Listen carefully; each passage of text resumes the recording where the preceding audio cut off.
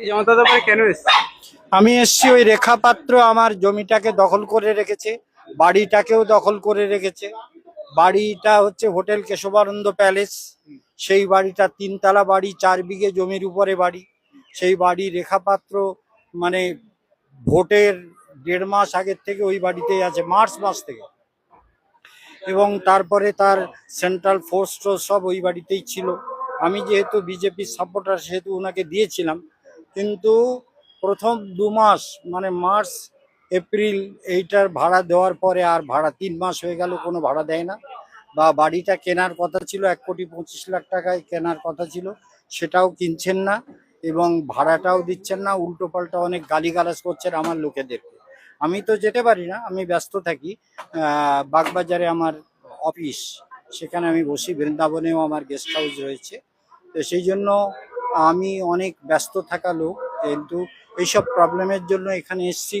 যাতে শুভেন্দুবাবু তো বৈষ্ণব লোক, অধিকারী লোক, তো বৈষ্ণব পরিবারের লোক। আর মহাপ্রভুর সঙ্গে উনার বংশের কেউ পুরী ধামে গিয়েছিলেন পূর্বপুরুষ।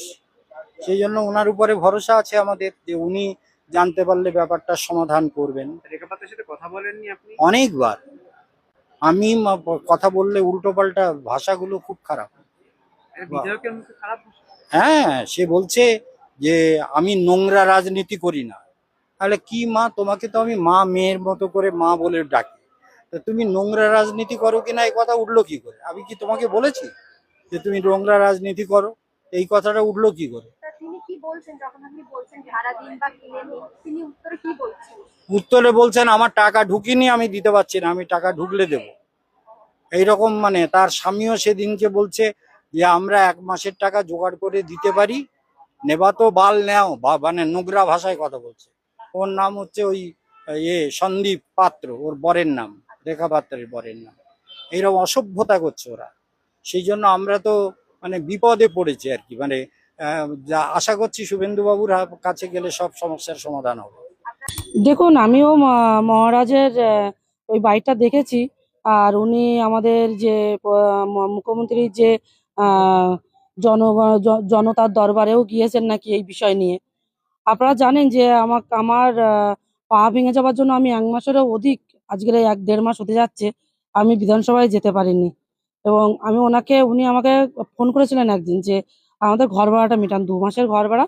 এবার ওনাকে আমি বললাম যে আমি ঘর ভাড়াটা আপনাকে যত সম্ভব আমি দেওয়ার চেষ্টা করছি।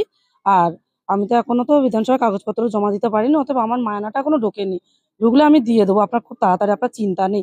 আমরা তো ছেড়ে পালিয়ে যাচ্ছি না। কিন্তু উনি যে কথাটা বলছেন যে ওনাকে নাকি 1.5 কোটি টাকার বিষয়, একটা ঘরটার বিষয় তুলছে, যে উনি আমাকে প্রপোজালটা দিয়েছিলেন যে 1.5 কোটি টাকায় আমার বাড়িটা কিনে নাও। আমি খাই লোকের বাড়ি পরিচালিকার কাজ করে। সেইখান থেকে আমাদের এখন বর্তমান মুখ্যমন্ত্রী আমাকে আজকে পার্টিতে নিয়ে এসে আজকে একটা আন্দোলন থেকে তুলে এনে আমাকে একটা জায়গা করে দিয়েছেন। আমি 1.5 কোটি করে টাকা কোথা থেকে জোগাড় করবো যে ওই বাড়ি আমার নেবো?